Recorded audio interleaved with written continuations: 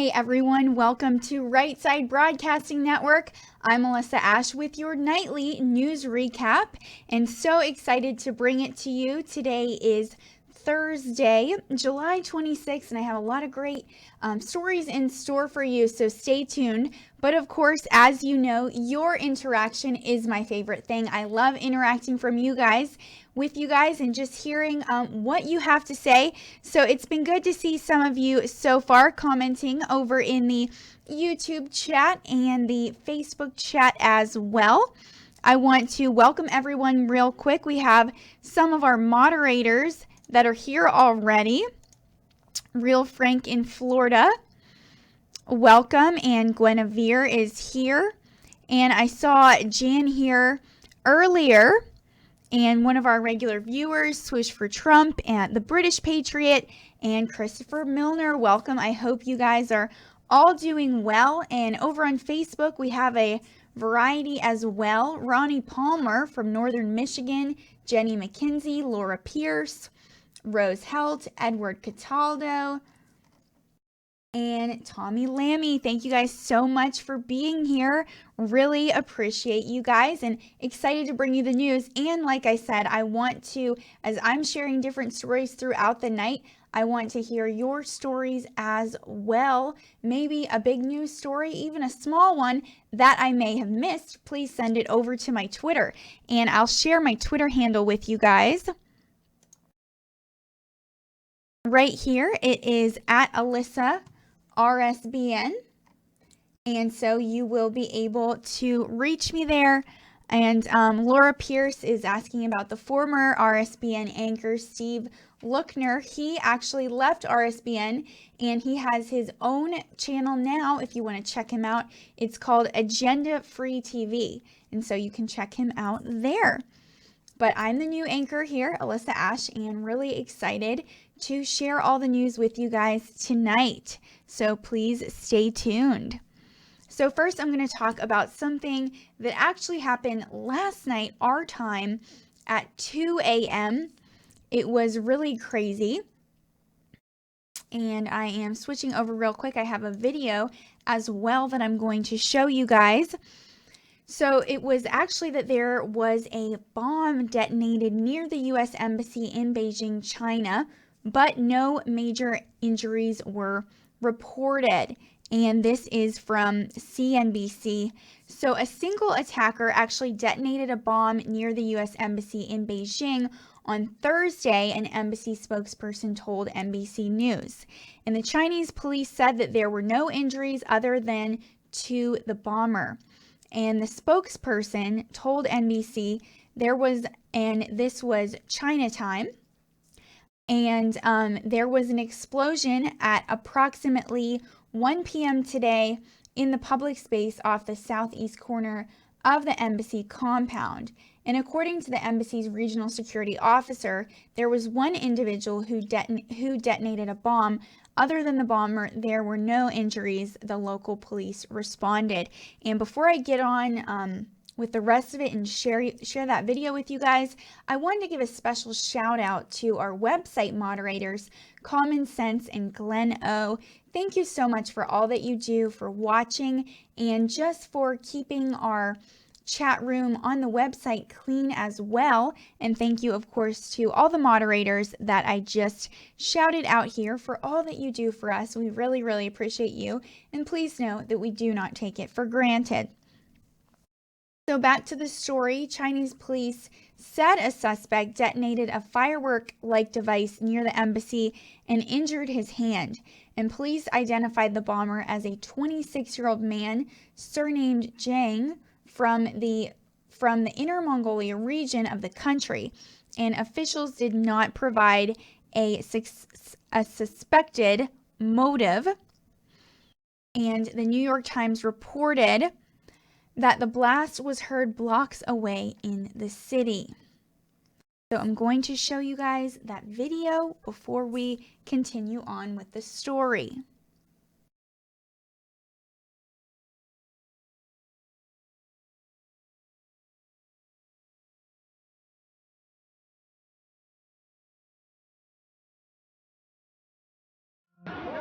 美国大使馆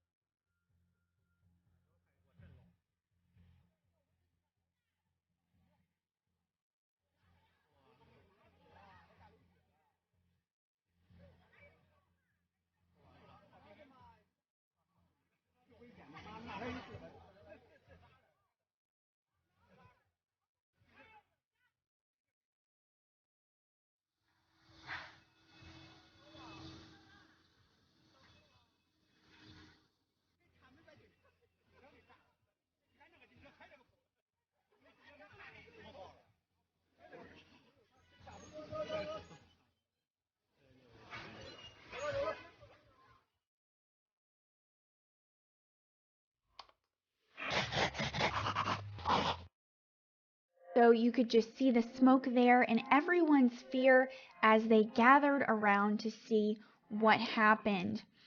And now the Chinese media outlet Global Times reported on Twitter that a witness said police took away a woman spraying gasoline on herself outside the embassy around 11 a.m. their time. And the state-run outlet said in a subsequent Twitter post that it has not proved yet that the incident was connected to the explosion near the embassy that occurred later. And despite the earlier altercation, local media reported that a foreign ministry spokesperson said the afternoon's explosion was an isolated incident. And a witness actually told Reuters they saw Chinese police examining a vehicle outside the embassy, and another witness said there were 7 to 8 police vehicles near the embassy, and the road next to the complex had been closed off. So images and videos posted on Twitter, as you just saw, showed a large amount of smoke and what appeared to be police vehicles surrounding the vast structure in northeastern Beijing on Thursday afternoon. And the AP reported that the police did not respond immediately to the incident. And I'm going to go through it a little bit more with you guys before we move on to the next story. And this is from news.com.au. So it just states that a lone attacker has detonated a bomb at the U.S. Embassy in China's capital of Beijing. Witnesses reported the large explosion this afternoon before dozens of officials swooped on the area. There was an explosion at approximately 1 p.m. today in the public space of the southeast corner of the embassy compound, an embassy spokesperson said. And according to the embassy's regional security officer, there was one individual who detonated a bomb. Other than the bomber, there were no injuries. The local police responded. And Beijing police confirmed the 26-year-old man from Inner Mongolia set off the small firecracker device at the intersection of Tianzi Road and Anjilao Road. And police said the man's hand was injured and he was taken to the hospital. So there has been, like I mentioned, no word on the motive, but police are still investigating, and people were gathered outside the compound. This afternoon, or last night now it was, as smoke filled the busy city, and Chinese media said witnesses reported the man intended to hurl the device into the embassy, but it exploded before he could get it over the fence, injuring people and a police car in its path. And people in the area posted pictures and video from the scene to Twitter and shared them on a Chinese microblogging platform, Weibo. And one video actually showed the military and police working around something under a blue tarp in the cordoned off area. So if you could just please keep those in your thoughts and prayers that were injured by this bomb, that would be very much appreciated. And I received a message on Twitter, a really exciting one. I want to share with you guys that one of our moderators who's in the chat room right now, Cindy Hoffman, actually met President Trump today. So if you don't mind, Cindy, I want to share that picture with everyone. So exciting and so happy for you.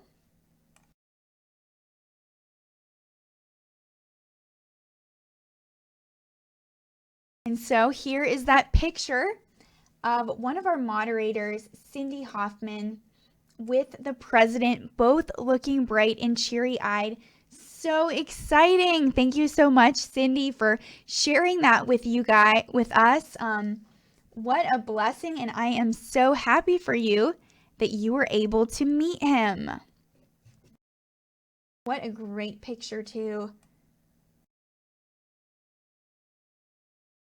So excited for you, Cindy. We are all so jealous.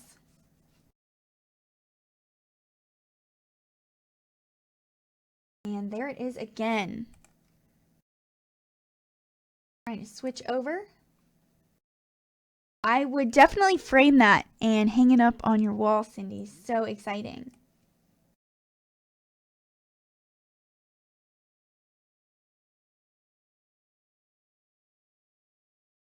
And like I said,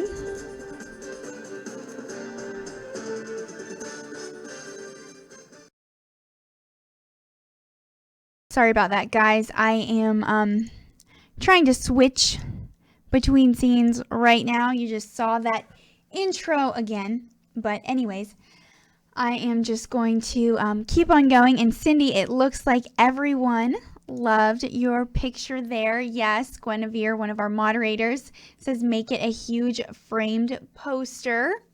What a great suggestion. I would do that too. And yes, Chanel, along with the rest of us, want to know, what was the president like in person? I'm sure he was so much fun and really personable, but please comment, Cindy, and let us know what he was like. And I'm going to move on to the next story. You guys kind of just saw a picture there of the pastor that is detained in Turkey right now, Andrew Brunson. So I'm going to switch over. And I know, so you guys can see this picture. This is Pastor Andrew Brunson. And I know one of our viewers, Jasmine, reminded me about this story last night. And so I went through that.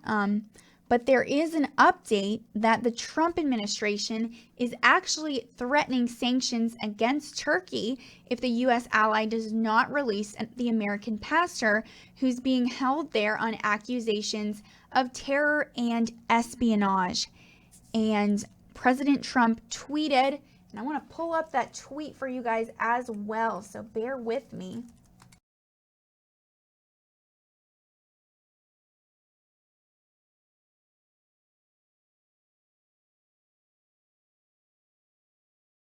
He tweeted just this morning, the United States will impose large sanctions on Turkey for their longtime detainment of Pastor Andrew Brunson, a great Christian family man and wonderful human being. He is suffering greatly. This innocent man of faith should be released immediately. So really fantastic to see the president and just the whole administration's support for this pastor. Secretary of State Mike Pompeo has spoke out on it as well, along with Vice President Mike Pence.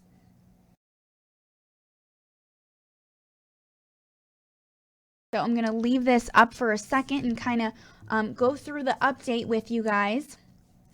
And this is from NPR. So at a State Department event on religious freedom Thursday, Vice President Mike Pence called for Brunson's immediate release. He said if Turkey does not take immediate action to free this innocent man of faith and send him home to America, the United States will impose significant sanctions on Turkey until Pastor Andrew Brunson is free. And I just shared that tweet with you guys where President Trump called him a great Christian, family man, and wonderful human being. And Brunson is 50 years old. He's originally from North Carolina and has lived in Turkey for more than 2 decades. He was swept up by Turkish authorities along with journalists, activists, military officers, and others in a government crackdown following a failed military coup attempt in 2016. So speaking at the State Department's Ministerial to Advance Religious Freedom, a new event under the Trump administration, Pence was joined by Brunson's daughter, Jacqueline, I want to say this right, Funari, and he promised her that he and Trump would continue to fight for Brunson's release. And the vice president also said he'd recently spoken to Brunson and his wife. And Vice President Pence said, "I know that his faith will sustain him, but it shouldn't have to." So Brunson was held for more than a year without charges before being accused of dividing and separating Turkey by simply spreading his Christian faith, Pence said.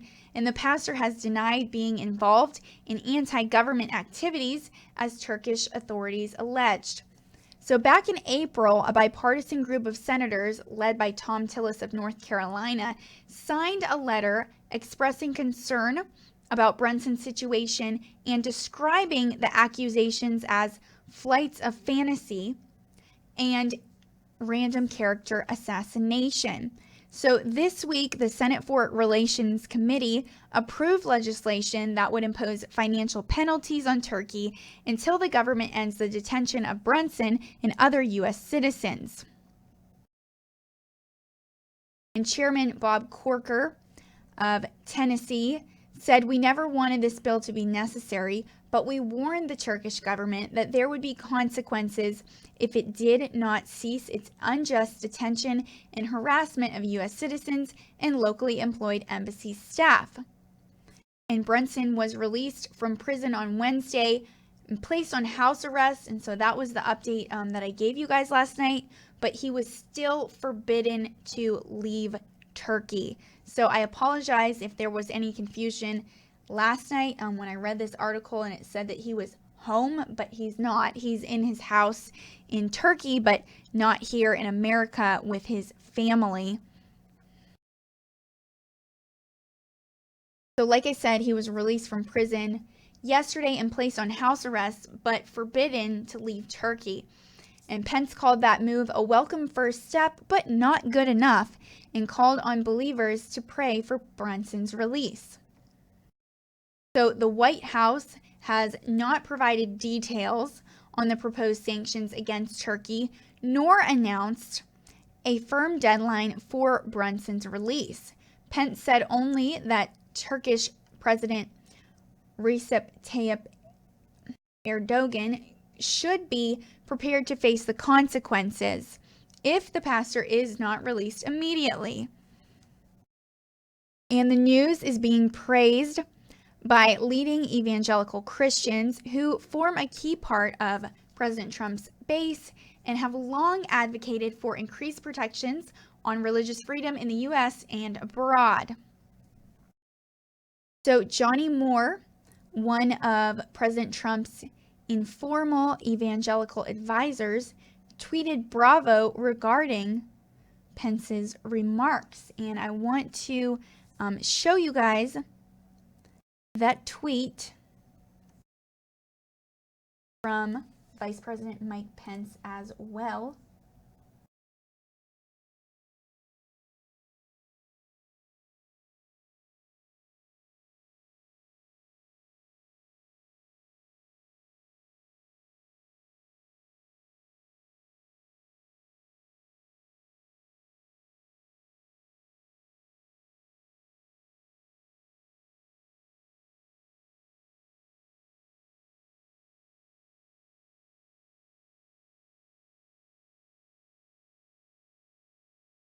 So there are actually a couple of them. He said to President Erdogan and the Turkish government, "I have a message on behalf of the President of the United States of America. Release Pastor Andrew Brunson now or be prepared to face the consequences. Hashtag IRF Ministerial." And in another one, he said, "If Turkey does not take immediate action to free this innocent man of faith and send him home to America, the United States will impose significant sanctions on Turkey until Pastor Andrew Brunson is free." And just got a great comment about this story from one of our loyal viewers, Ronnie Mercer. He said, "One more reason to love Trump and Pence. Erdogan had better release that man or else he and Turkey will regret it." That is very true, Ronnie. Thank you for sharing. And let's see, I think he had one more.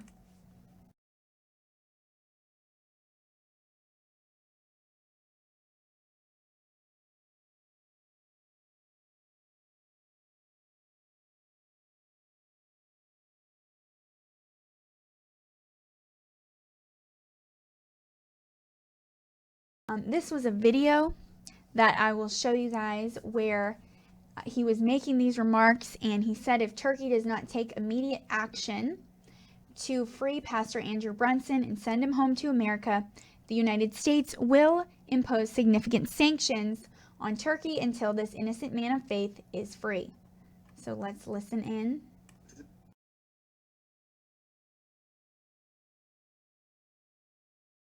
One victim of religious persecution that bears mentioning as well. A victim of persecution who is not with us. An American named Pastor Andrew Brunson. Pastor Andrew Brunson is an American citizen who's lived in Turkey for more than 2 decades, raising his family there, sharing the gospel of Jesus Christ faithfully in his ministry. In 2016, Pastor Brunson was arrested by Turkish authorities as part of a massive crackdown following a failed coup attempt. Tens of thousands of journalists, activists, judges, army officers, teachers, and others were arrested and remain imprisoned to this day. Pastor Brunson was imprisoned without being charged for more than a year. And when the Turkish government finally indicted him, they accused him allegedly of dividing and separating Turkey by simply spreading his Christian faith. Pastor Andrew Brunson is an innocent man. There is no credible evidence against him. Our entire administration has worked tirelessly to secure Pastor Brunson's release. Yesterday, Turkey released Pastor Brunson from prison, only to place him under house arrest. This is a welcome first step, but it is not good enough.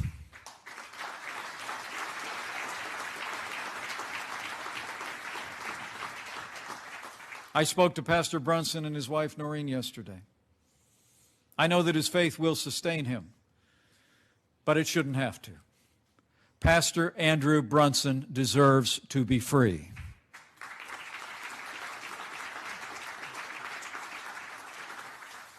Today we're honored to be joined by a member of his family, his daughter Jacqueline. To Jacqueline, I promise you, as I told your father yesterday, President Trump and I will continue to fight to secure your father's full release until he is restored to your family and returns to the United States of America.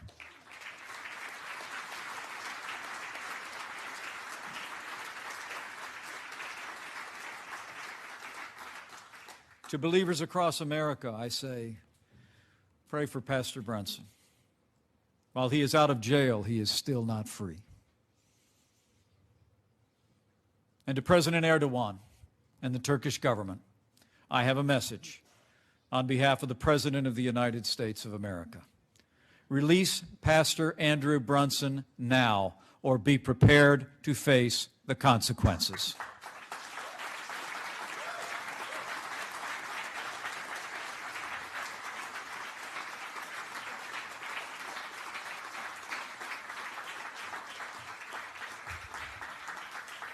If Turkey does not take immediate action to free this innocent man of faith and send him home to America, the United States will impose significant sanctions on Turkey until Pastor Andrew Brunson is free.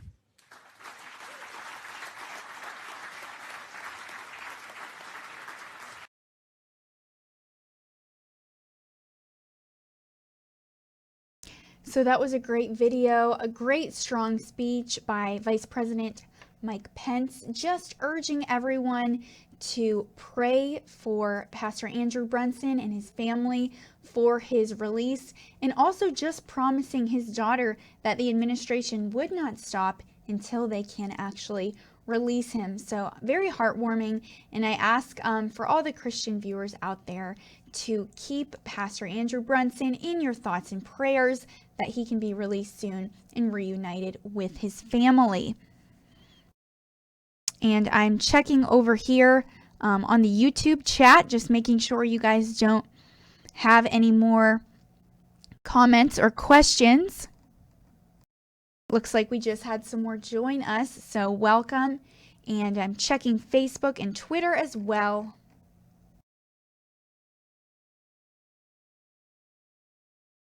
On Facebook, James Pletcher said, Pennsylvania in the house. Welcome, James. I was actually born in Pittsburgh, so I have a little Pennsylvania connection. And Jeffrey Howland said, Boston here. Welcome, Jeffrey. Hope you are doing well. And everyone else watching as well, I'm so glad to have you. We're going to go through a variety of stories throughout the night, like I said. And I wanted to mention, let me bring this back real quick, that we received a donation. We received $2 from one of our viewers, John Smith. Thank you very much for that, John. I really appreciate you and how you are always in the chat room watching and helping to support us. And for those of you that may be kind of new, you don't know why we accept donations, what we do with them, I want to give you guys a quick breakdown. So Right Side Broadcasting Network is actually 100% donor funded. So we live and thrive off of your support, and that is what pays our paychecks. But we don't do it just to do broadcasts like this. We actually travel to rallies, President Trump rallies, all around the country. And next week is going to be super exciting for us. We actually have 2 rallies. One on Tuesday in Tampa, Florida, and one on Thursday in Wilkes-Barre, Pennsylvania. So it's going to be very exciting and, of course, very expensive as well. You can see over here on YouTube one of our great moderators, Guinevere, commenting those dates and locations. Thank you, Guinevere. And also she commented and posted those donation links. So it's very expensive for us to go. It's at least $5,000 per rally. So next week, with 2 rallies and full teams for each one, teams of 5 for each rally, it's going to be very expensive. So over $10,000 in total, and that just includes our flights, our lodging, rental cars, food, and just traveling around, and of course maintaining our equipment as well. So if you're willing and able to donate and you want to help us, see us get to these rallies and really be a part of it, you can donate right here on YouTube. You just click that $sign on the YouTube chat, the super chat. Now we do get to keep about 70% of that. YouTube keeps the other 30, but there are other ways as well. If you go to our website, you can donate on PayPal or Patreon. And with PayPal, we do get to keep about 90% of that donation. They just keep 10%, so it's quite a lot better than YouTube actually.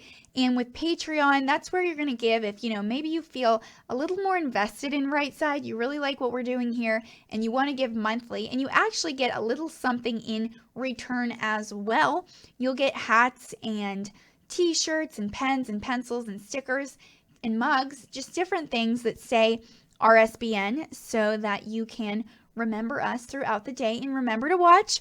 And we just got another $2 donation over here on YouTube from Moonman Huckabee Sanders.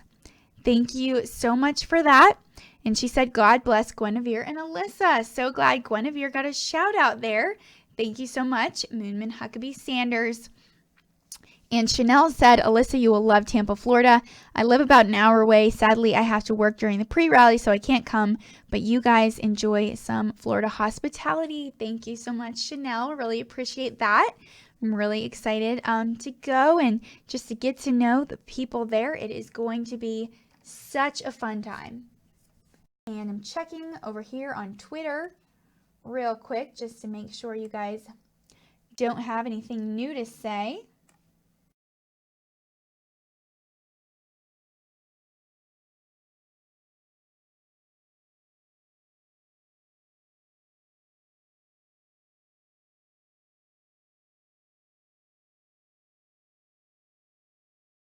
That's so exciting. So one of our viewers actually messaged me, and she said, as long as people are sharing, I shook President Trump's hand, got his autograph, met Eric and Ivanka Trump, and got pics and autographs, different rallies. She says she is Angela Ray in the chat room. I'm going to show you guys that picture real quick.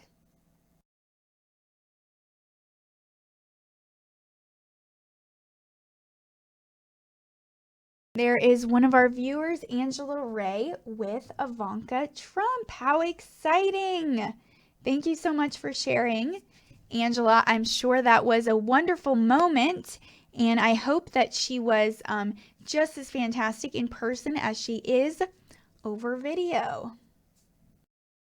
So glad you got to meet her.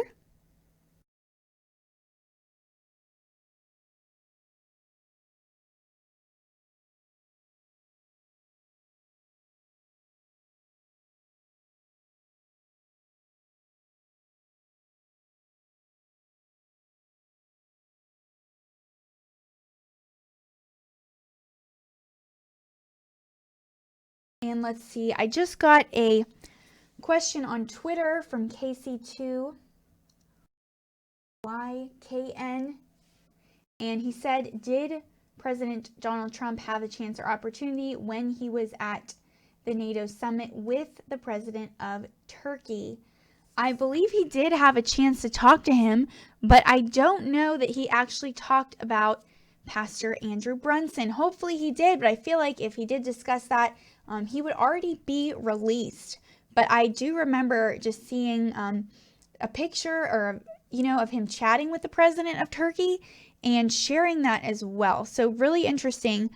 He did get a chance to speak to him, but I don't know how long it was and if they were actually able to have a serious conversation.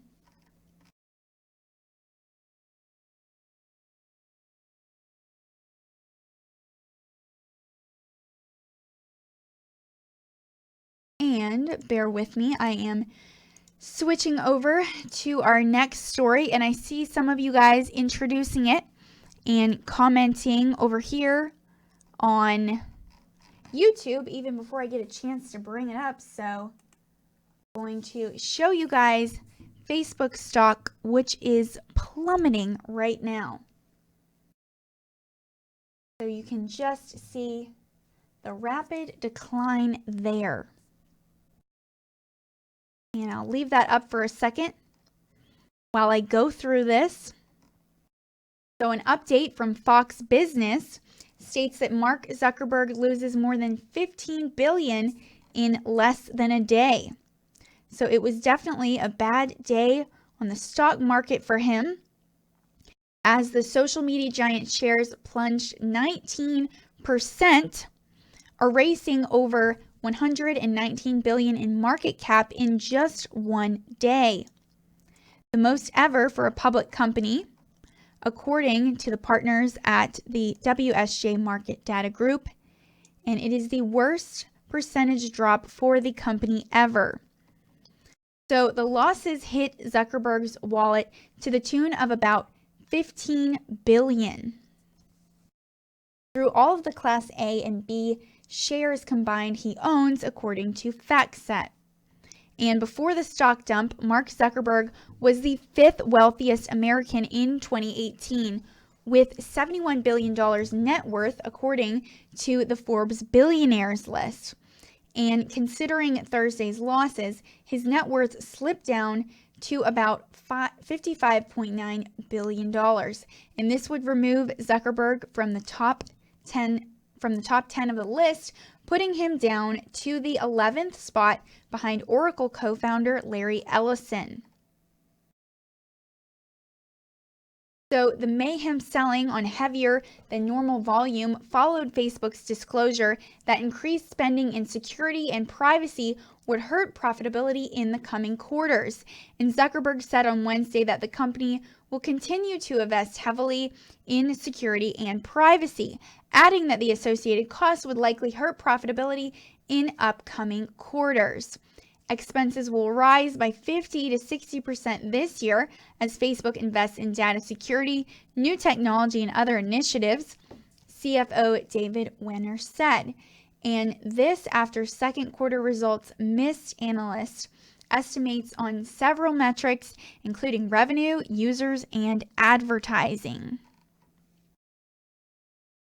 So Facebook had faced scrutiny since reports surfaced that British data firm Cambridge Analytica had improperly accessed the personal data of up to 87 million users. And while the company's shares fell initially in the aftermath of the data scandal, they regrouped. But on Thursday, it seemed the social media giant is paying for the scandal in one fell swoop. And Facebook made $1.74 per share in the second quarter versus analysts' consensus estimates for $1.72. And revenue fell short of expectations, coming in at $13.23 billion versus the $13.36 billion analysts polled by Thomson Reuters were expecting. So we'll have to stay tuned on that. It just has been declining in the last few days. So also wanted to shout out over on YouTube, we got a $5 donation from Watchman 117, also known as Ronnie Mercer. Thank you very much for that. And he said, "This is Ronnie Mercer. Great job, Alyssa. Tell Tom to drive the speed limit on his way to Tampa." Thank you very much for that, Ronnie. But actually, finally, Tom will be flying to Tampa, not driving. He is one of our reporters, really fantastic, and he is known to just drive across the country for all the rallies while the rest of us are flying. And so now he is actually flying, thankfully. I am so glad that Tom will get a break this time. It's going to be so good for him.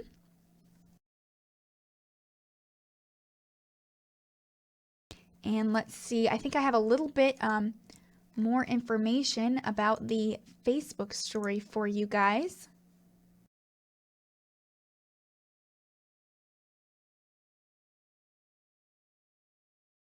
And this is from CNBC. So the company missed projections on key metrics after struggling with data leaks and fake news scandals. And the stock is flirting with bear market territory, nearly 20% off its 52-week high after having clawed its way back from those levels hits on the heels of the Cambridge Analytica privacy scandal earlier this year. So, like I said, Facebook suffered its worst day as a public company, shedding 19% after a second quarter revenue miss and disappointing daily active user count. And the shares fell as low as $173.75 Thursday before ending the session at $176.26. And Thursday's plunge knocked roughly $120 billion in market value off the tech stock and dragged the rest of the sector lower. And now before Thursday, Facebook's largest single day loss came in July 2012 when it shed 11%. So the company missed projections on key metrics after struggling with data leaks and fake news scandals. And European Dows fell to 279 million from 282 million the previous quarter, potentially related to the effect of the enactment of the General Data Protection Regulation in the European Union. And the set of regulations gives users more control over their online data. So North American Dows remain flat despite fallout from the Cambridge Analytica data leak scandal and fake news issue.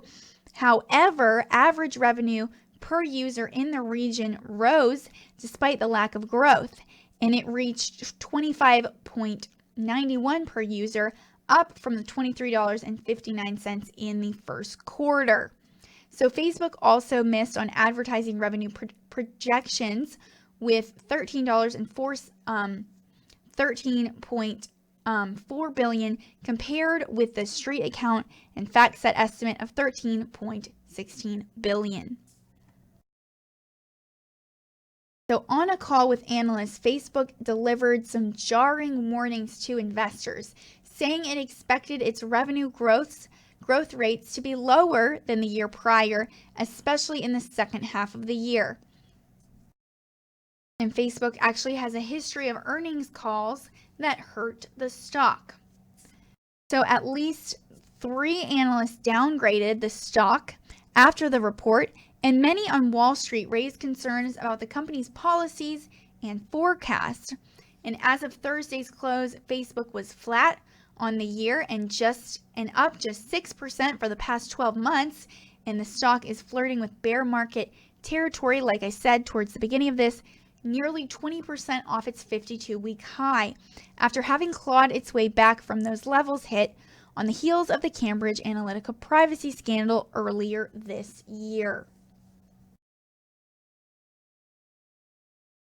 So Facebook has definitely taken a huge hit, their worst day in their history. So stay tuned for updates on that story.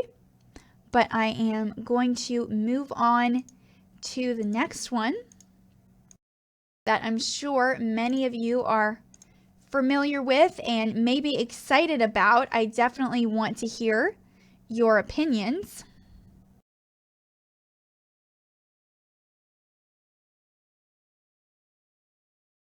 And let's see, I'm checking my audio levels real quick. Someone on Facebook said there's an echo, so I'm making sure the sound is off on each video.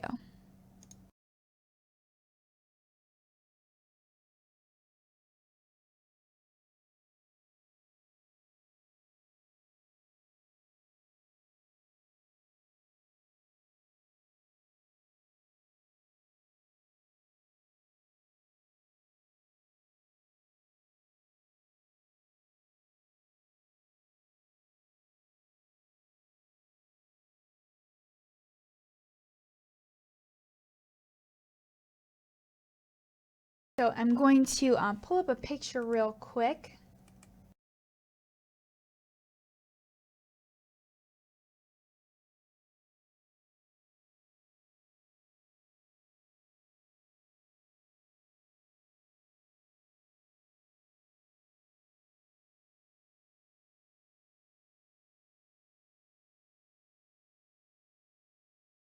And this is Republican Jim Jordan, Republican from Ohio, who officially entered the race today to become the next Speaker of the U.S. House of Representatives. I'm going to show you guys a picture of him while I kind of go through what's going on. And this is an update from Fox News. So he officially entered the race today to become the next Speaker of the U.S. House of Representatives.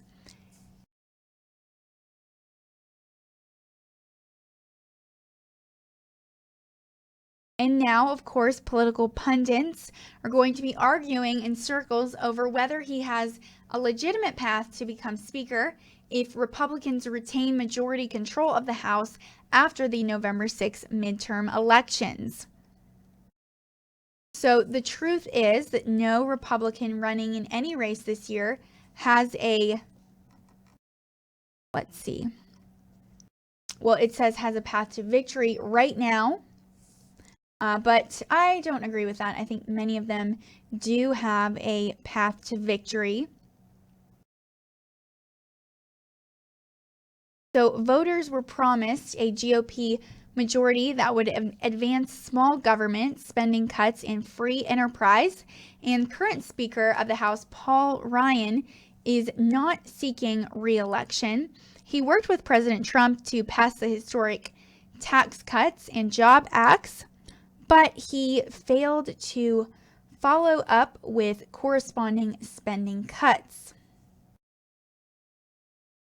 And instead, Republican leadership forced through approval of $1.3 trillion spending spree that sent the federal government on a path to trillion-dollar deficits as early as 2020, and the GOP leadership did so without giving colleagues enough time to read this legislation before voting.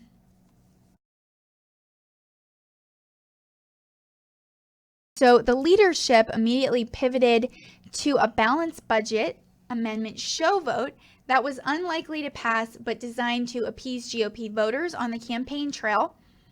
And it was a slap in the face of every pro-liberty grassroots activist in the country.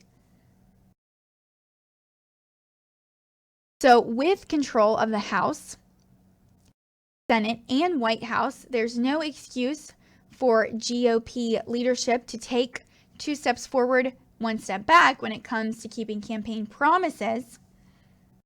And Speaker Ryan started the job of draining the swamp, and it's time to let Representative Jim Jordan finish it.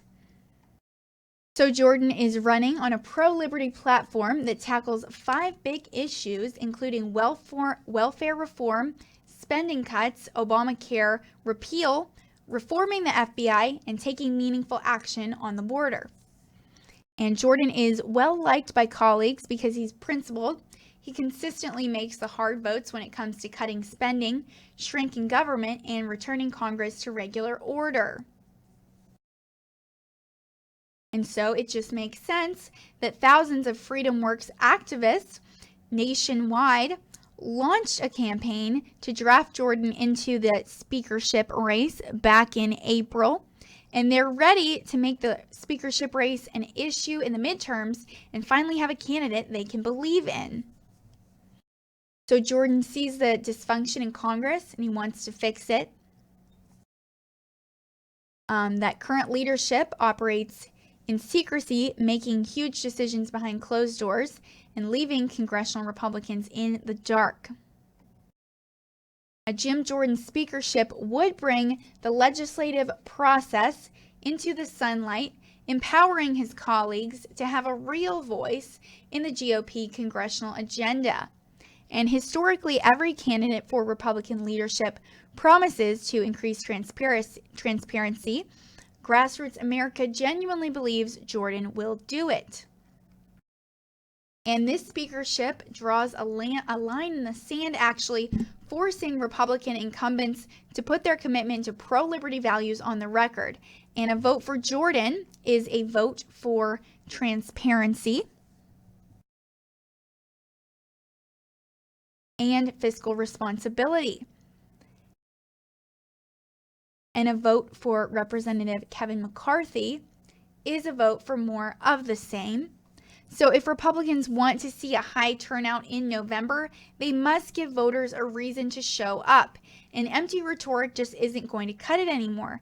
A Jim Jordan speakership would be a sign of good faith to the fiscally conservative base of the GOP, and that the Republican majority is finally ready to start keeping their promises. So Jordan just gave the GOP base the rallying cry it's so desperately needed: vote Jordan for Speaker or I'm staying home. So if House Republicans truly believe in the 5 policy issues governing Jordan's speakership bid, they should vote for him. They shouldn't just tell constituents they support spending cuts in regular order from the safety of the podium, but then abandon those principles before the door closes on the campaign bus. And Republicans cannot win in 2018 without engaging the party's most active voting bloc, fiscal conservatives. And when Republicans start voting like Democrats, these dedicated voters skip the polls and go to a movie instead. So the speakership battle is so much bigger than inside baseball, and we are witnessing a political realignment where voters nationwide are putting ideas first and no longer passively voting the party line. So the country is split just about evenly across the political spectrum right now, and whoever motivates enough citizens to get their party to 55% of the electorate could control the American politics for the next generation. And Representative Jim Jordan is ready to inspire the American electorate and restore faith in the legislative process. He is prepared to make Congress work again. And for Republicans looking to get reelected in November, the only legitimate path to victory is to embrace the candidate who wants substantive change as badly as their own voters do. And it looks like I got some comments about this story. I'm going to share with you guys real quick.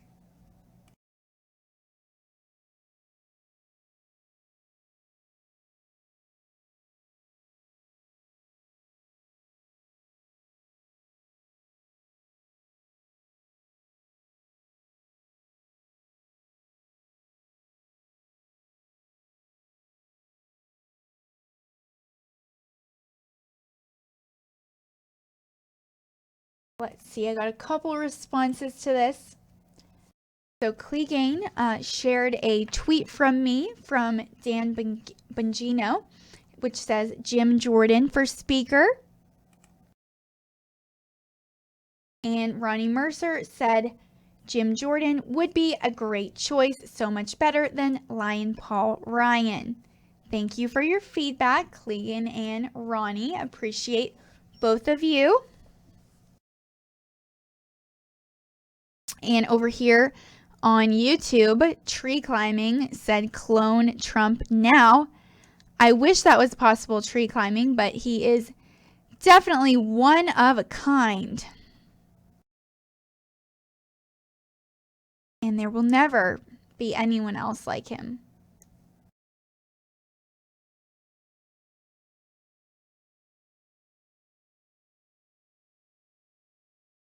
So while we are in the political sphere, I have a couple more political stories for you guys. And this is today from Reuters News. So the U.S. Senate quietly votes to cut tariffs on hundreds of Chinese goods. So as trade tensions escalate between Washington and Beijing, the U.S. Senate quietly passed legislation on Thursday that it would lower trade barriers on hundreds of items made in China.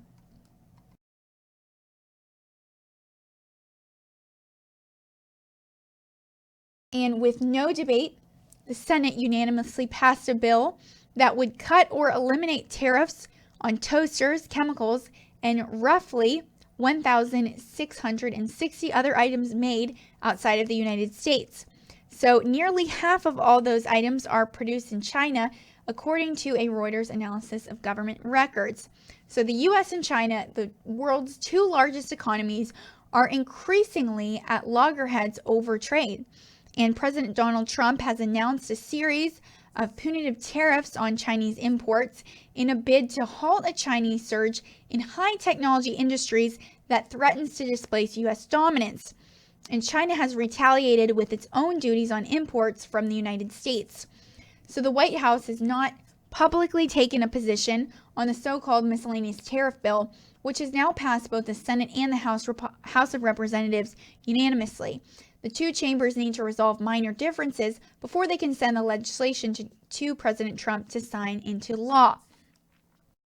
So supporters of the bill have said it would boost the economy by getting rid of tariffs and set to protect industries that no longer exist in the United States. And the National Association of Manufacturers has said U.S. businesses pay $1 million a day on such import duties. And the trade group's president, Jay Timmons, was quoted in a prepared statement celebrating the bill's passage. He said it makes no sense because it is a direct punishing tax on making things in America and for creating jobs in America. And among some of the beneficiaries are companies that have moved production offshore. So Hamilton Beach Brands Holding Company, for example, would pay reduced tariffs on Chinese-made toaster ovens, steam irons, and other household appliances it used to make domestically. And some domestic manufacturers have complained the bill would undercut their businesses by making it easier for rivals to bring in cheap foreign goods. And they said that bills punished smaller firms that lacked the ability to defend their interests in Washington. So the version of the bill that passed the House in January included 145 items that are made domestically, according to a Reuters analysis. And I am leaving my Twitter handle up here for a while. For those of you that may not have connected with me yet on Twitter, please follow me, and of course share with me your opinions about these stories, questions you may have, and also stories that I may have missed. I love getting those from you guys, and I think I have a couple in my email I need to check as well before we're done with this broadcast. But it's such a blessing to just hear your stories as well. News that's important to you, that is what I want to share with you guys.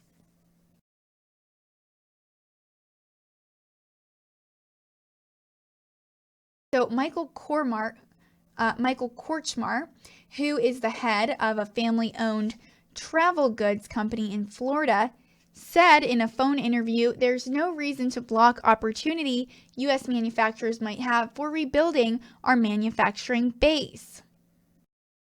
And Korchmar earlier this year planned to hire up to 30 workers in his Naples, Florida factory, but he put those plans on hold after being told by Reuters that the bill would lower tariffs on an insulated food bag that he planned to produce.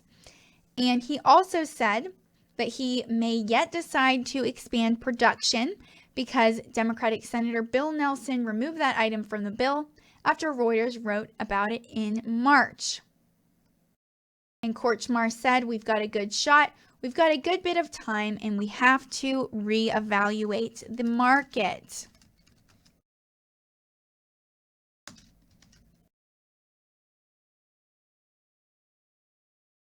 And while we are on the political side of things, I have a little bit more that I'm going to share with you guys. And I may have mentioned this last night, but it is still developing.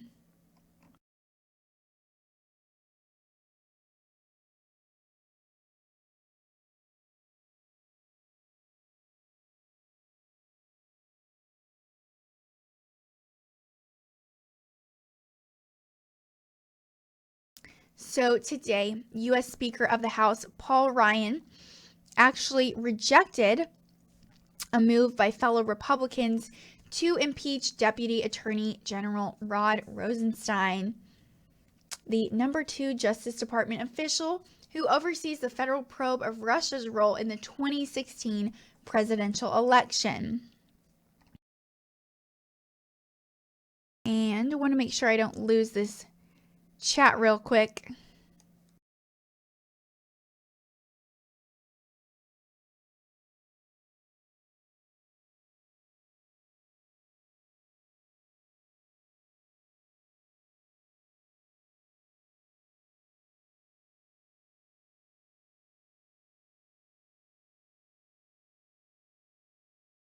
And this is from Reuters as well. So when asked if he supports the impeachment of Rod Rosenstein, Ryan said, "Do I support impeachment of Rod Rosenstein? No, I do not." And his stance could make it easier for other Republican members to oppose the measure.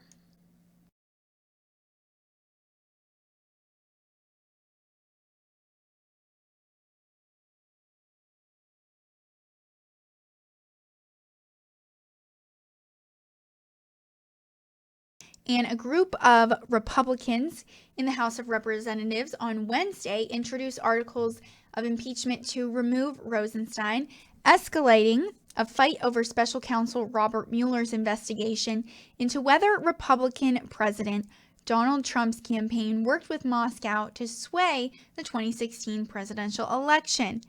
And yes, I see your comments over here on YouTube. Awesome Nick 517. You can definitely ask your question. Go ahead. So Representatives Jim Jordan and Mark Meadows, who belong to the conservative House Freedom Caucus, joined 9 other lawmakers in accusing Rosenstein of hiding investigative information from Congress, failure to comply with congressional subpoenas, and other alleged misconduct. So no immediate action was expected on the move, and the House was scheduled to leave on Thursday for a recess that extends until September. And a House Republican aide said the 2 lawmakers were not trying to force quick action on the measure. So earlier, Rosenstein's boss, Attorney General Jeff Sessions, expressed confidence in the career civil start and took a swipe at the lawmakers for pushing for his ouster. So Awesome Nick said, when did RSBN start? It started about 3 years ago, right before the presidential election. So just gearing up for that. And actually started with the vision of Joe Seals, our fabulous founder and CEO. And he started out just by, working out of his house and sending cameramen to these different rallies before we even had reporters. And something big that they would always do would be to show the crowds. And so that's something that we will, of course, be doing at our next rallies. We have one on Tuesday and one on Thursday. Tuesday is in Tampa, Florida, and Thursday is in Wilkes-Barre, Pennsylvania. And so it's going to be such a fun time, so exciting. We're excited to bring all of that with you guys as well. Just to bring you guys with us from our different social media platforms. It's going to be an absolute blast. So please make sure to stay tuned for that. Of course, we'll have a pre-show the night before each rally and a post-show after we get back to our Airbnb from the rally. Now, as you can imagine, it is very expensive to travel to these rallies. And yes, Katie Causey, it's great to see your comment. She's one of my best friends from home. She said, awesome to see how much it has grown. So anyways, it's going to be a blast going to these rallies. It's very expensive, as you can imagine. And so here at RSBN, we are 100% donor founded. And so your donations are very appreciated. And if you're wondering how you can do that, you can donate right here on the YouTube chat. You just click the super chat, or you can go to our website, rsbnetwork.com/donate, and you'll see the different links there. To Patreon, which is if you feel a little more, invested with us, you want to give monthly, you can do that. Or you can donate through PayPal, even if it's just a one-time donation. We really appreciate that. And we get to keep about 90% of that donation, whereas YouTube, we keep 70%. So it's a little more from PayPal, of course. And also, if you're not comfortable donating online, we completely understand and respect that. You can also mail a check to us, and our address is on our homepage as well. When you just go to the very top and you click donate on that red bar, fourth tab over. And also, yes, that's so awesome. British Patriot said, I remember when the official Trump campaign streams were RSBN. That is so cool. And let's see. I think Awesome Nick. Okay, he also said, and why do you stream? To tell you the news, of course, to be a good, honest, conservative source for you guys. That is our goal. And so we share all of President Trump's speeches throughout the day that he may have, those that we have access to, and big events. And also get to provide you guys with these nightly news recaps with just a variety of topics. And so it's a lot of fun. So I hope that answers your question.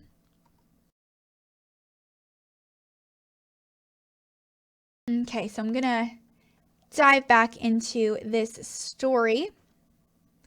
So when speaking about Rosenstein, Sessions said, my deputy, Rod Rosenstein, is highly capable. I have the highest confidence in him. And he said, what I would like Congress to do is to focus on some of the legal challenges that are out there, including illegal immigration. And the former U.S. Senator recused himself from matters that involve the Trump campaign, including the Russia probe last year because of his role as a top advisor to the campaign.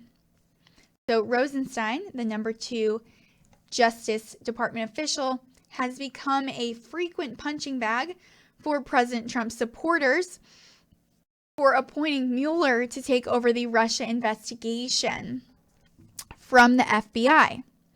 And the president has denied collusion with Moscow and characterizes the probe as a witch hunt, and Russia has denied interfering in the election.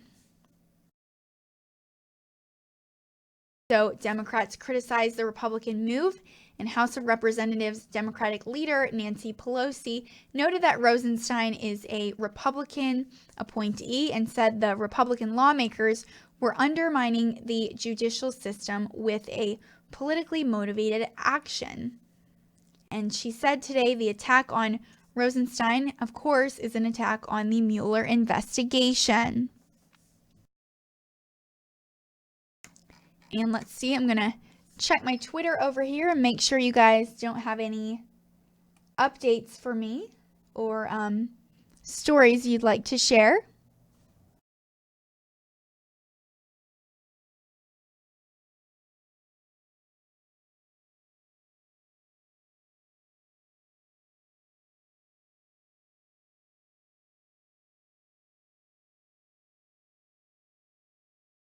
Okay, doesn't look like anything on Twitter yet, so I'm going to move on to our next story. And it looks like we had Patricia Morano join on Facebook from upstate New York. Welcome. And Sarah Good, Kathleen Lynn, Angela Thompson, and Dallas Henderson. Welcome. Hope you all are doing well tonight. So good to have you.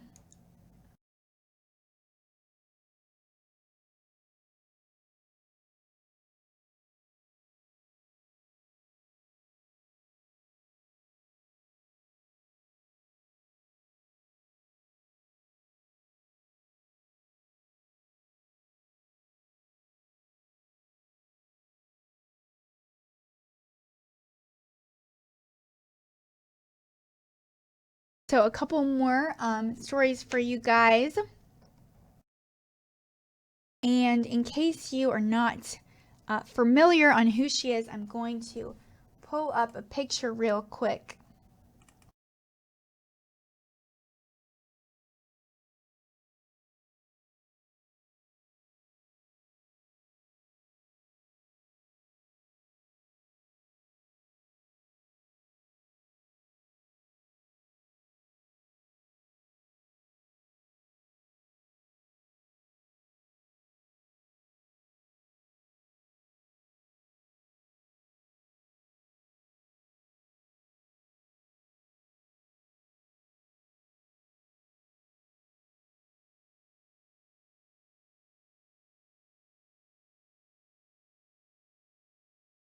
So this is Democratic Senator Claire McCaskill, who's currently being targeted in a password stealing scheme by Russian hackers.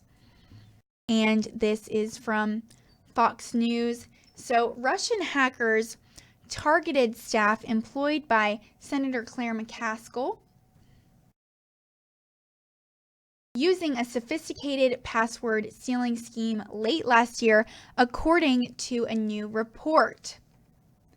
And the apparently unsuccessful hack, which occurred around August 2017 and was unearthed by the Daily Beast, is the latest indication that Russian President Vladimir Putin remains committed to meddling in U.S. elections despite Trump administration warnings against future interference. So at a Senate hearing, which was just yesterday, Secretary of State Mike Pompeo threatened severe consequences if Russian hackers attempt to influence the midterms in November. And earlier this month, the Department of Justice's Cyber Digital Task Force announced new plans to combat cyber warfare and to notify the public about suspected interference. So McCaskill, who's a Democrat in a state handily carried by President Trump in 2016, is a prime target for Republicans in the midterm elections as they look to increase their narrow 51-49 majority in the Senate. So McCaskill said in a statement, Russia continues to engage in cyber warfare against our democracy. I will continue to speak out and press to hold them accountable. While this attack was not successful, it is outrageous that they think they can get away with this. I will not be intimidated. I've said it before and I will say it again. Putin is a thug and a bully. And she was hit with a politically damaging report when her local newspaper revealed businesses that tied to her husband have gotten more than $131 million in federal subsidies since she took office. And the report dropped as President Trump was preparing to stump and fundraise for her likely Republican challenger in the midterms, State Attorney General Josh Hawley.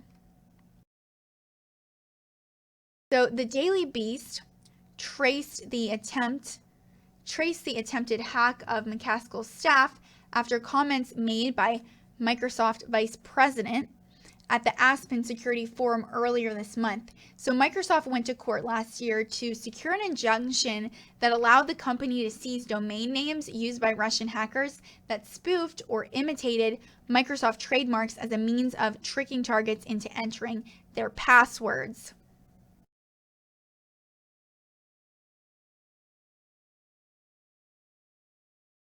And Bert actually told attendees at the forum, "We did discover that a fake Microsoft domain had been established as a landing page for phishing attacks, and we saw metadata that suggested those phishing attacks were being directed at 3 candidates who were all standing for elections in the midterm elections. We took down that domain, and working with government, actually were able to avoid anybody being infected by that particular attack." And the hackers established personalized URLs for some of their victims, and in reviewing those URLs, the Daily Beast found that McCaskill's staff was among the targets, and it remains unclear whom other targets mentioned by Bert are, or whether Russia has successfully targeted them. And President Trump also tweeted on July 24th, "I'm very concerned that Russia will be fighting very hard to have an impact on the upcoming election. Based on the fact that no president has ever been tougher on Russia than me, they will be pushing very hard for the Democrats, and they definitely don't want Trump."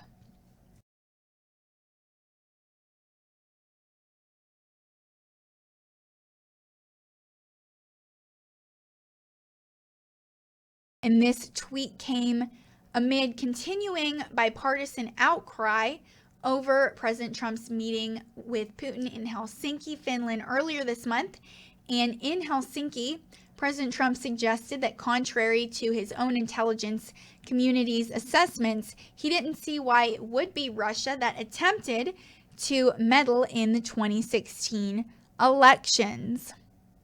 And President Trump later claimed that he had misspoken and meant to say he didn't see why it wouldn't be Russia that attempted to interfere with elections, although the president left the door open to the possibility that other nations or actors had also attempted to meddle.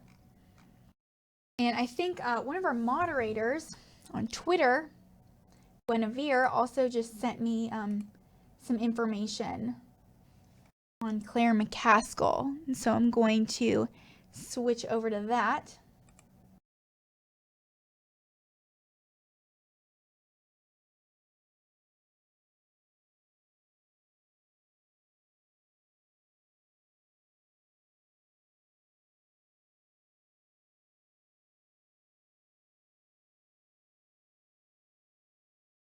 And this is from Breitbart News. Thank you so much for sharing. Guinevere, really appreciate you. And it says businesses tied to McCaskill's husband get $131 million in federal subsidies. So the Kansas City Star reported that McCaskill's husband, Joseph Shepard, had personal income from investments in federally funded housing projects, receiving money from the Department of Housing and Urban Development and the U.S. Department of Agriculture that grew exponentially after McCaskill took office in 2007.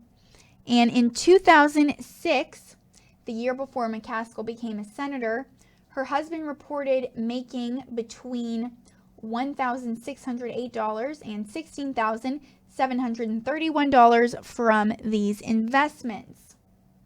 And in 2017, 5 years into McCaskill's second Senate term, Shepard reported earning between $365,374 and thousand and $1,118,158 in personal income from his investments. So there's no evidence that McCaskill is influencing her husband's investments, and she does not sit on Senate committees that have oversight over USDA or HUD, but she has voted for spending bills that favor federal affordable housing programs. So there could be a tie there. And Shepard has invested in affordable housing projects since the 1970s and has seen his investments in those projects skyrocket over the years. The projects Shepard invested in got $62 million worth of federal money during McCaskill's first Senate term and $69 million in her second term. So as of 2017, Shepard serves as a limited partner, meaning he can only serve as an investor in 164 housing projects. And McCaskill and Shepard have an estimated net worth ranging from $31 million to $37.5 million, and the Missouri Democrats' opponents have criticized her for her lavish spending habits. And McCaskill faced harsh criticism in June when she admitted to using a private plane instead of traveling in an RV for an advertised 3-day tour around Missouri. And it was advertised in an RV. So she's considered to be one of the most vulnerable Democratic senators up for re-election in 2018 since her state went for President Trump in the 2016 presidential election. And the most recent Real Clear Politics average of polls places McCaskill with a 1% lead over her Republican opponent, Josh Hawley, which is within the margin of error.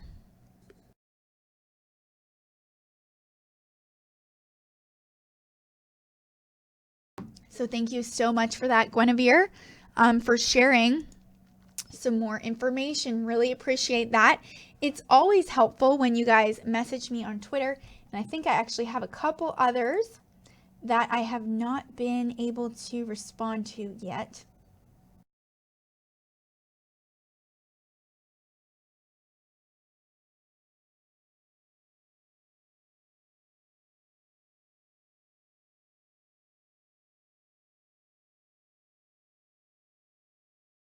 A little bit on the Rosenstein story from Malik Gregerson. He said also the articles of impeachment, and this is on Twitter, he just messaged me. Also, the articles of impeachment are not just because of the failure to get documents, but things being redacted from the documents that shouldn't be, failure to comply with congressional subpoenas, and not recusing himself because he is a fact witness in an investigation, and also that he threatened members of a congressional oversight committee. Thank you so much for that, Malik. Really appreciate you and all of your story tips and ideas.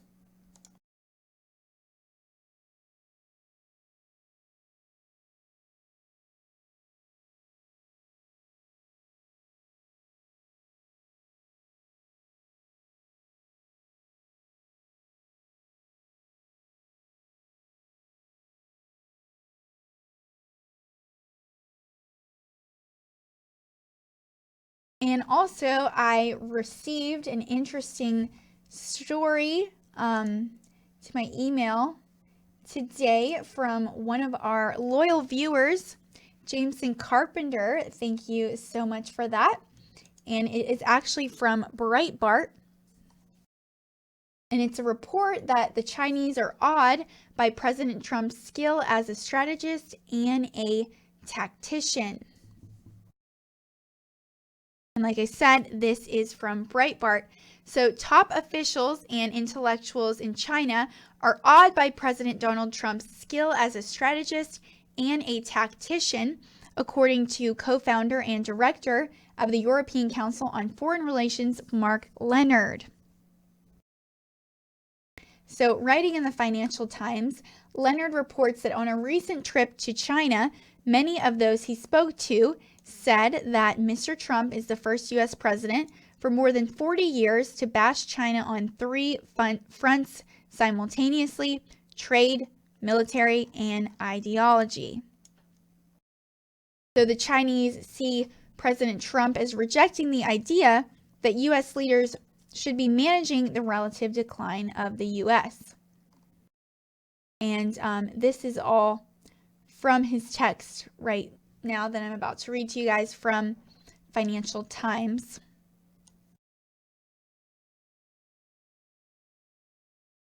And it reads, they think Mr. Trump feels he is presiding over the relative decline of his great nation.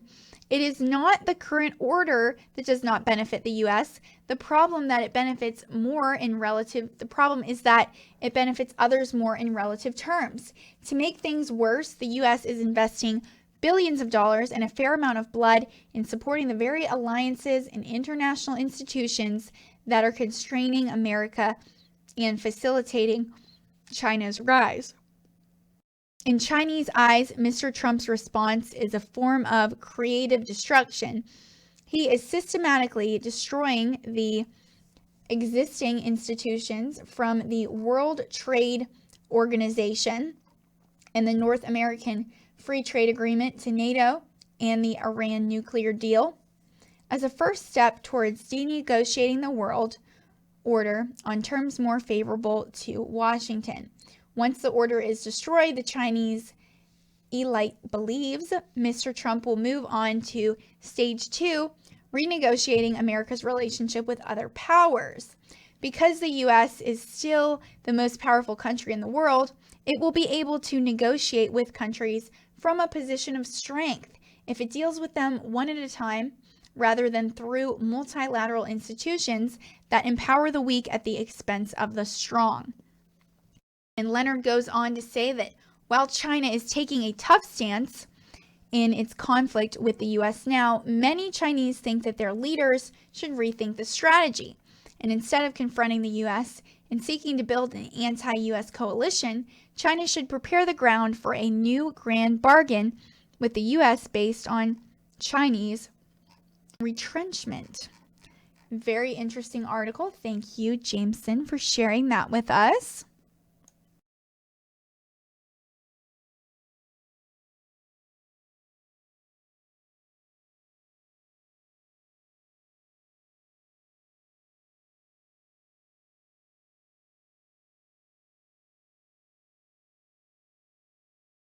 I'm going to pull something up for you guys real quick.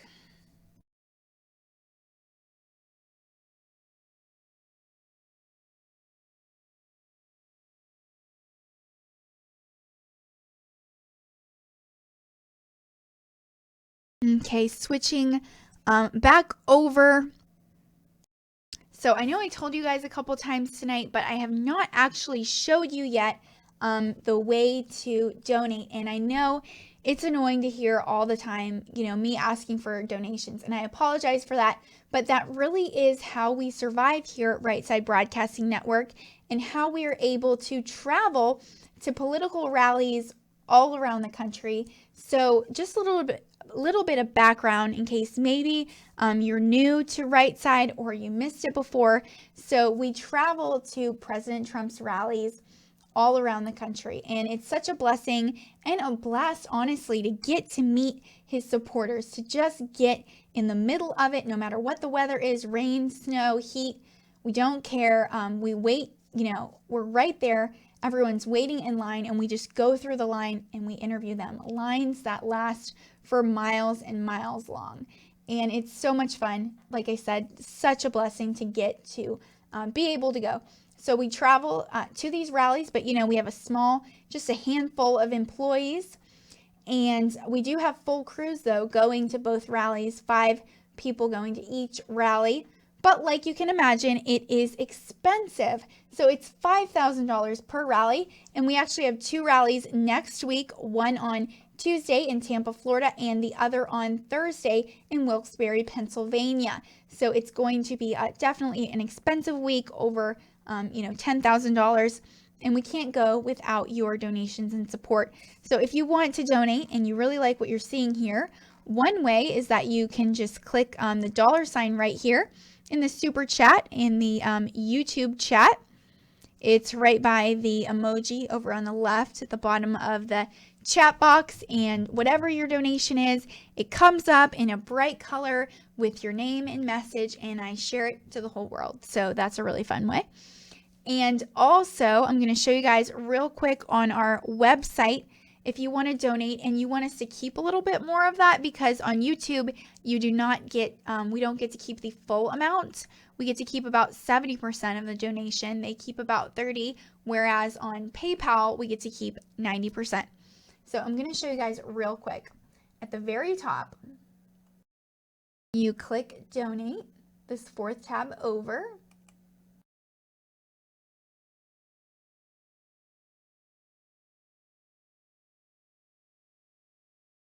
And there are different ways to donate on here. If you would like to donate with PayPal or a credit card, you just click this first link.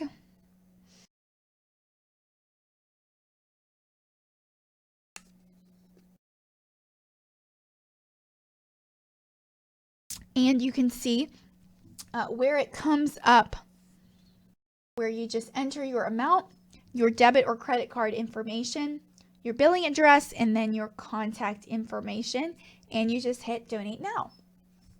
That's how you're able to donate on PayPal. And also, maybe you feel a little more invested on, you feel a little bit more invested in RSBN. You really like what you're seeing and you want to see more of it. You can also sign up to become a patron on patreon.com. You can be a monthly donor. And you receive fun things like hats, pens, stickers, pencils, mugs, t-shirts. And yes, just received while I'm talking about it, a $5 donation from John Smith. Thank you so much for that. Really, really appreciate you and your donation. So anyways, Patreon is a great way to donate as well. And there are different levels you can donate, all the way from the entry level down to the all access level if you are giving $500 or more a month. And then the last way I will show you guys real quick. You can actually send a check directly to us if you are, not comfortable donating online. We completely understand that. And so you can donate right here by just sending a check in to our P.O. Box here in Auburn. And that is 1550 Opelika Road, Suite 6, Box 344 in Auburn, Alabama, 36830. And Brighton Charrier commented, said, "Good morning, Alyssa." I guess it is morning, whatever time zone you are in. He said it was my 22nd birthday 2 days ago. Happy late birthday, Brighton. I hope it was fantastic.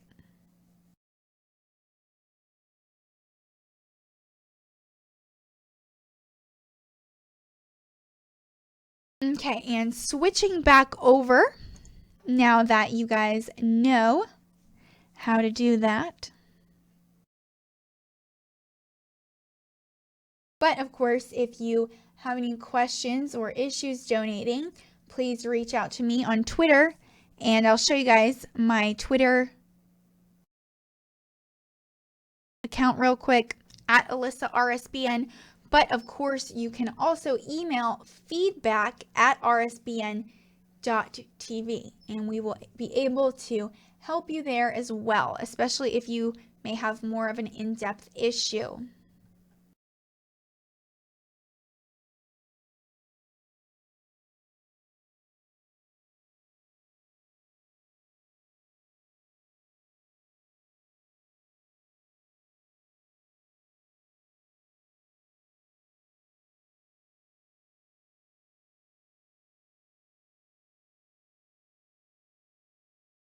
And I received another article on Twitter to my email, actually, from Jameson Carpenter, sorry. So thank you so much for sharing that with me, Jameson. Really appreciate you.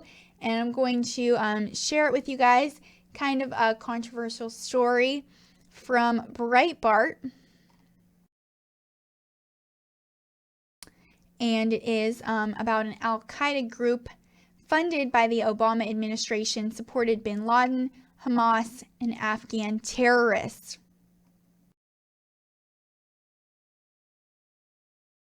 So the bombshell revelation on Wednesday that the Obama administration funded an Al-Qaeda group in Sudan 10 years after it was designated a foreign terrorist organization merely scratched the surface of what the Islamic Relief Agency stands accused of. So for a full account of the group that received $325,000 in U.S. taxpayer money in 2014 and 2015, we must turn to the U.S. Treasury Department documents Team Obama apparently did not bother to read. So the ISRA was designated a financial supporter of terrorism by the Treasury Department in October 2004 under the authority of the executive order issued by President George W. Bush shortly after the 9/11 attacks in 2001.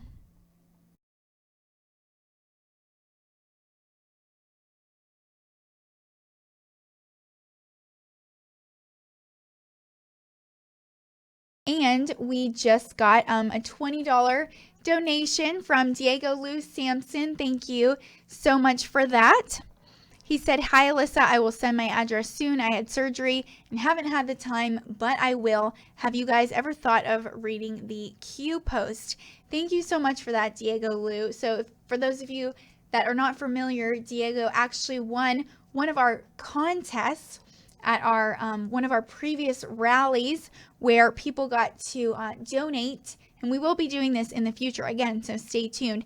People got to donate $25, and each $25 donation was an entry. Of course, you could enter as many times as you wanted, and he won a really comfortable and cute fleece blanket with our logo on it. So we're excited to send that to you guys soon.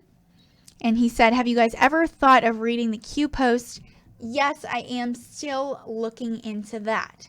So stay tuned. I'm still kind of trying to learn a little bit more about Q. I know some of you guys have sent different resources to me about Q, and that has been pretty helpful. But I'm going to keep digging into that.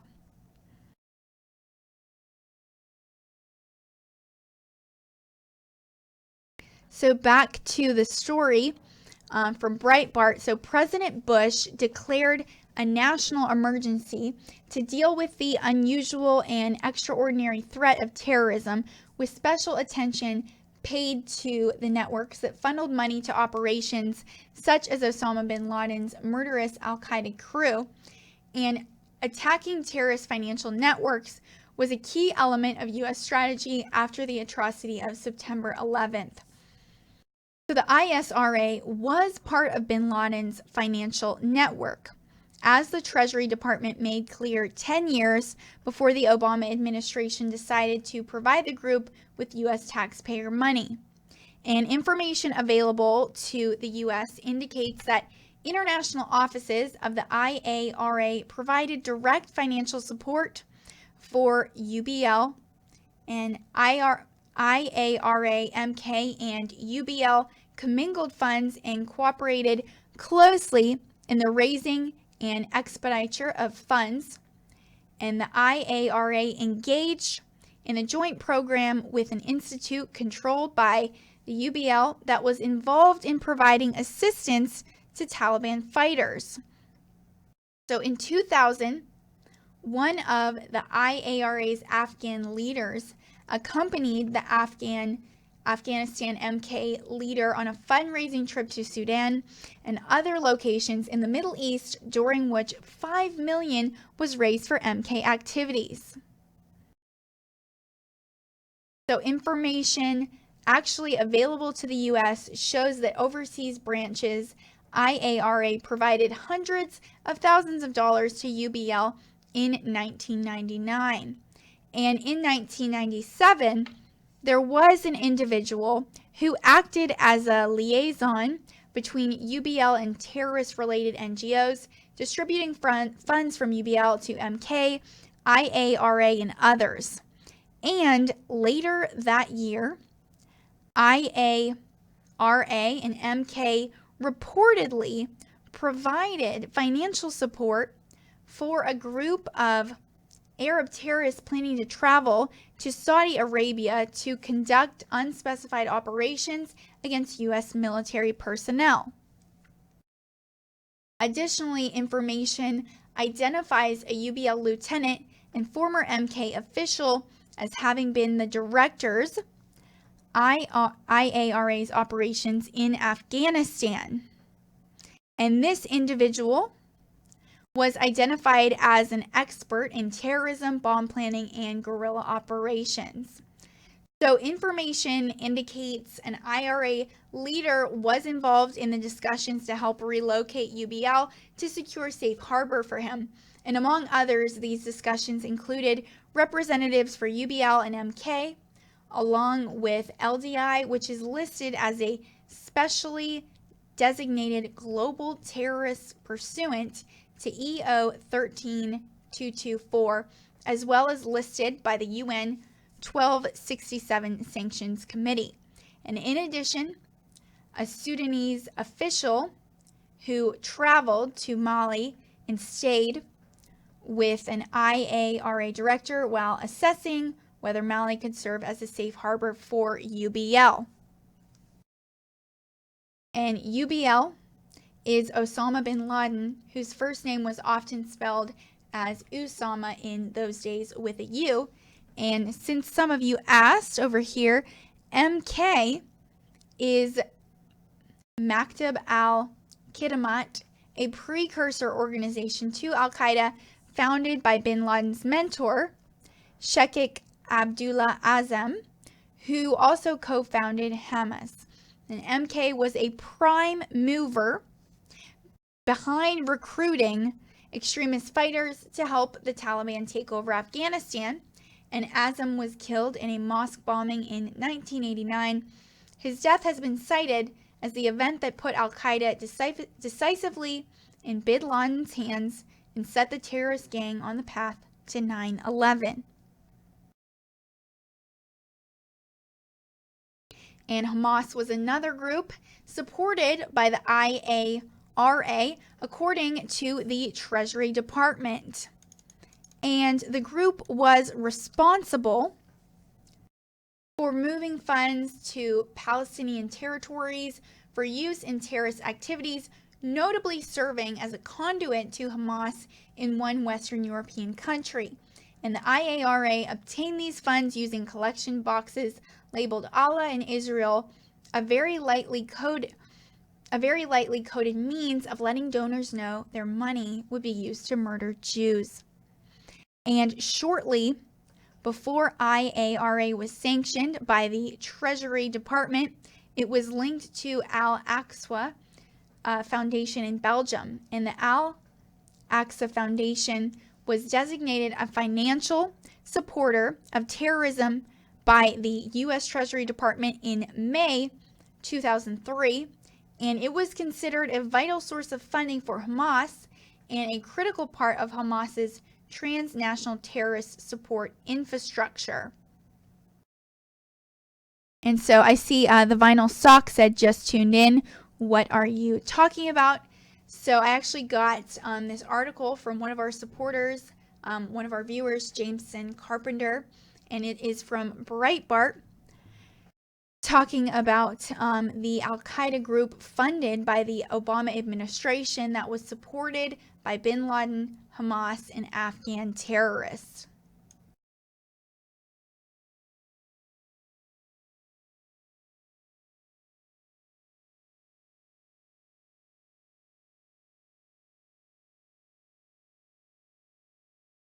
So kind of going through this story a little bit more, the I-24 report published on Wednesday mentioned that the U.S. Agency for International Development under Obama inexplicably failed to check whether IARA was listed as a banned terrorist funding organization. In the primary guarantee, an evangelical charity called World Vision did run a cursory check and claimed to find no listing for the Islamic Relief Agency, but the database of banned terrorism financiers does in fact list IARA under its American branch, IARA USA, which has an office in Missouri. And the Treasury Department noted that IARA USA was founded in 1985 under the name Islamic African Relief Agency United States Affiliate and changed its name to Islamic American Relief Agency in 1999. So under that name, the Islamic American Relief Agency was shut down by the Treasury Department in 2004 and indicted in 2008 for transferring money collected in the United States to terrorist groups in Iraq and Afghanistan. And the IARA USA pled guilty to these charges in July 2016, revealing a money laundering operation that stretched back to Saddam Hussein's Iraq, included Taliban big shot Gulbuddin Hekmatyar, as described by the Associated Press. And they said, as part of the plea, IARA admitted it secretly funneled $1.375 million in cash or merchandise to Iraq in violation of the United States economic sanctions dating to 1990. The original indictment alleged the charity sent about $130,000 to help Gulbuddin Hekmatyar, whom the United States has designated as a global terrorist. And the money sent to bank accounts in Peshawar, Pakistan in 2003 and 2004 was masked as donations to an orphanage located in buildings that Hekmatyar owned. And authorities described Hekmatyar as an Afghan Mujahideen leader who has participated in and supported terrorist acts by Al-Qaeda and the Taliban. So, and if Hekmatyar's name sounds familiar to you, it's because he is the Afghan warlord and Al-Qaeda ally who wrangled a pardon for all of his crimes from the government in Kabul, reinvented himself as a mainstream political figure, and now sells himself as the only man who can unite Afghanistan by legitimizing the Taliban, although his actual activities mostly consist of destabilizing the government with protest theatrics. In his terrorist salad days, he was a big fan of suicide bomb attacks on American troops and civilians, and he might end up on the Afghan presidential ballot in 2019. So this was hardly a low-profile case that could have been easily overlooked by the Obama administration in 2014, because back in 2012, former Republican Congressman Mark Siljander of Michigan was sentenced to a year in prison for lobbying to get IARA's terrorist designation lifted, failing to register properly as a foreign agent and lying to the FBI. So Siljander took a payment of $75,000 from the charity to lobby on its behalf, $50,000 of it drawn from unused grant money that was supposed to be returned to USAID after grants to IARA were terminated in 1999. And yet, the Obama administration gave this group another $200,000 in USAID grants in 2014 and another $125,000 in 2015, even after it was explicitly pointed out to administration officials that the IARA was a banned financer of terrorism with a history of abusing U.S. grant money. So a few lessons can be learned from the IARA saga. Terrorist support groups love to change their names and choose similar names to confuse investigators. They have a penchant for attaching themselves to more legitimate charities, and they sink deep roots into Muslim communities in the West to raise money and develop Islamophobia defenses when they are criticized. And President Bush was absolutely correct to push a high priority on disrupting global terrorist financing. And yesterday's terrorist is today's Washington-funded charity case, and maybe tomorrow's president of Afghanistan. So that is definitely scary. But thank you very much, Jameson Carpenter, for sharing that with us. Really appreciate that story.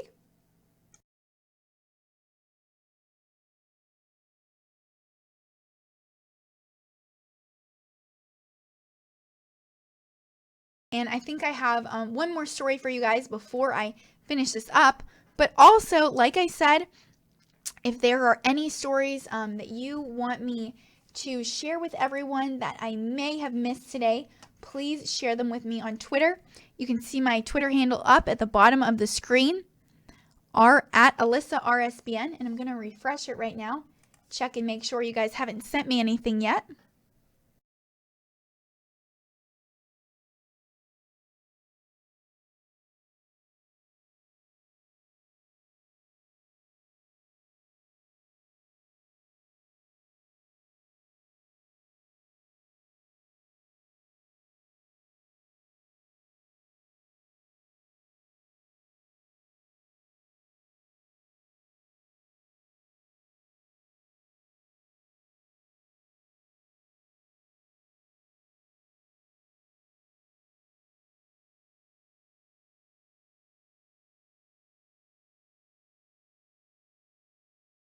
Okay, so one last story that I wanted to share with you guys, if you guys don't have any more, is a political story from Reuters.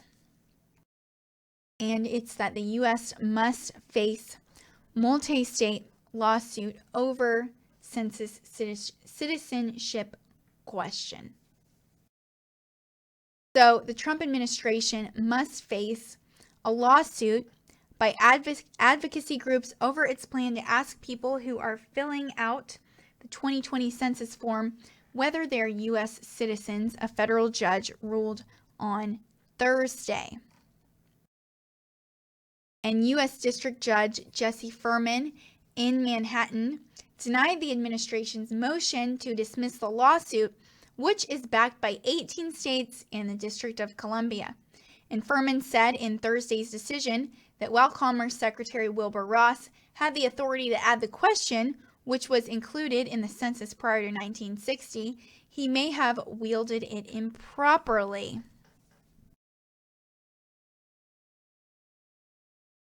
And a Commerce Department spokesman said in a statement that the department was pleased the court found that Secretary Ross has broad authority over the census and was confident it would ultimately prevail in the case.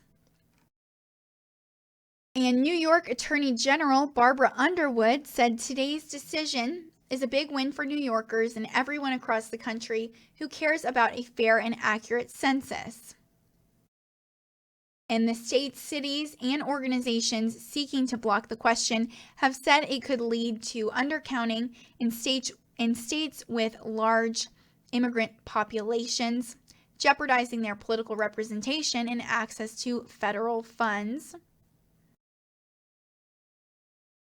And this is from Reuters as well, in case I didn't mention that.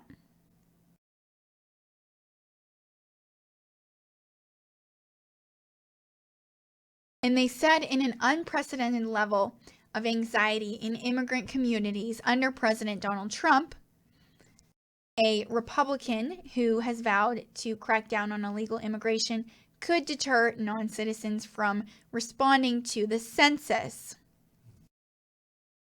So the Commerce Department said in March that Ross decided to add the citizenship question after the Department of Justice requested it in order to better enforce federal voting law.